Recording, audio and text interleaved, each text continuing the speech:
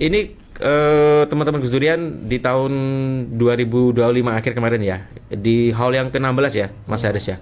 Apa aja nih yang telah dilakukan atau mungkin ada hal yang perlu disampaikan dulu? Monggo. Ya, terima kasih atas waktunya Mas Usron.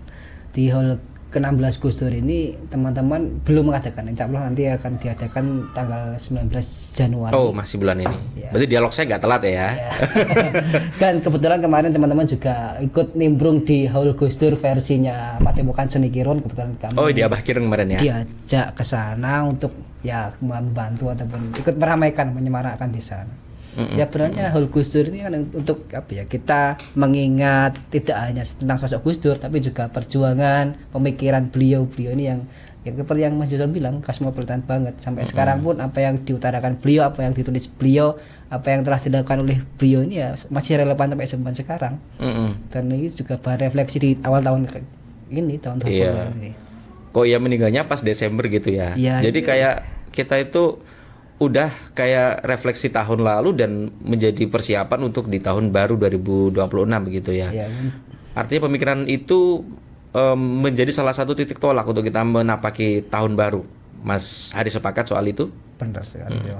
Oke, baik. Kalau tahun ini kira-kira apa yang menjadi penekanan dari Seknas Gus Durian di tengah perkembangan hari-hari ini ya, di tengah Indonesia kondisi seperti saat ini, tentu banyak hal yang menjadi perhatian ya, mulai dari isu bencana, kemudian isu korupsi, isu politik. Bahkan kemarin ketika September, ketika rame-rame teman-teman mahasiswa demonstrasi itu pun juga Gus Dur itu muncul lagi. Wah, bener juga di Gus Dur ya kalau bilang DPR itu taman kanak-kanak. Nah, kira-kira refleksi selama setahun memasuki 2026 dan di haul ke-16 ini apa Mas Haris? Ya sebenarnya dari hasil Munas kemarin ya di bulan Agustus ya, yang kebetulan Munas itu ya pas bertepatan dengan demo itu. Pas rame-rame itu ya? Pas tanggal 30 Agustus itu kan hari terakhir Munas pas demo Agustus itu. Ya mungkin salah satunya ya teman-teman membicarakan tentang alam ataupun undang-undang KPK yang harusnya digiatkan kembali gitu Mas ya.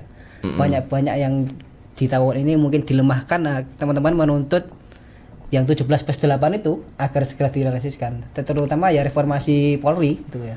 Oke.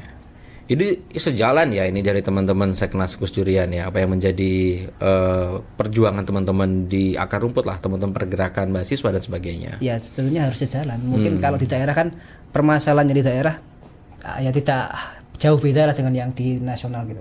Tapi tetap teman daerah untuk mensupport apa yang disemarakkan oleh teman-teman nasional gitu.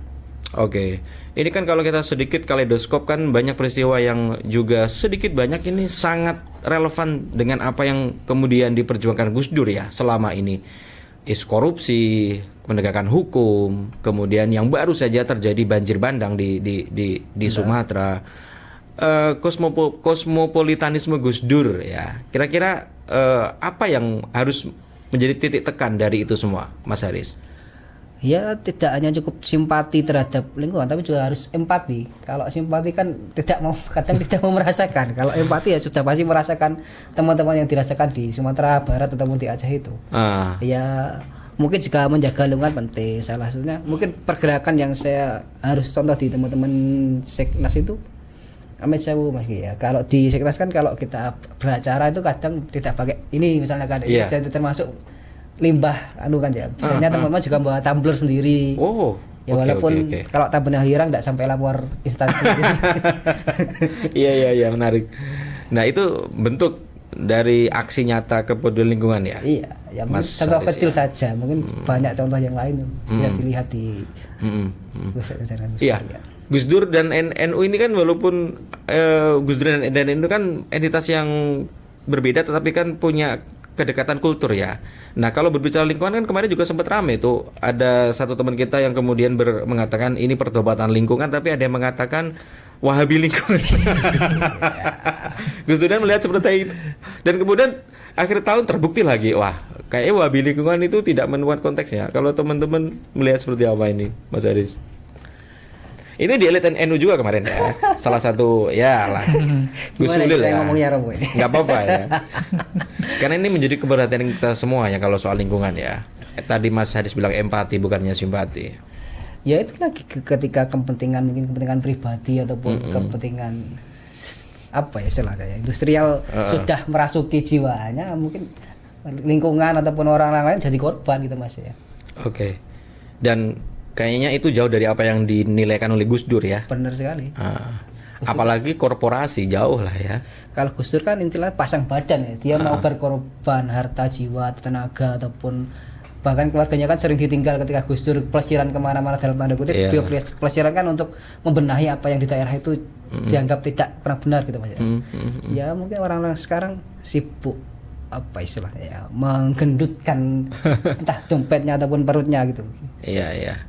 Jadi salah satu titik yang menjadi penekanan juga soal ini ya, apa namanya, penegakan hukum, korupsi dan membela masyarakat kecil lah ya, kaum marginal lah ya. Ya, dan Mas Haris ya. Di Papua yang Gus Dur kan sering terkenal di Papua ya, ketika banyak pelanggaran HAM di sana, Gus Dur apa ya celahnya, bersilaturahmi ke sana, hadir ke sana langsung. Dan yang menarik pendekatannya itu loh, sangat humanis ya, bukan kemudian represif yang tidak boleh bendera bintang kejora boleh asal nggak lebih tinggi dari itu keren sekali ya, secara strategi psikologisnya itu kena banget. Iya. Boleh gitu. Ya, Tapi kalau guionnya ya anggap aja bendera bintang kejora itu umbul-umbul aja. Pokoknya tidak lebih dari bendera merah putih gitu aja kan. ya. Inilah salah satu kejeniusan Gus Dur ya, yang melakukan hal di luar apa yang orang pikirkan begitu. Mungkin kalau yang lain langsung reaktif ya, tapi beliau lebih memberikan salah satu solusi yang jenius dan genuine kalau saya boleh mengatakan demikian ya.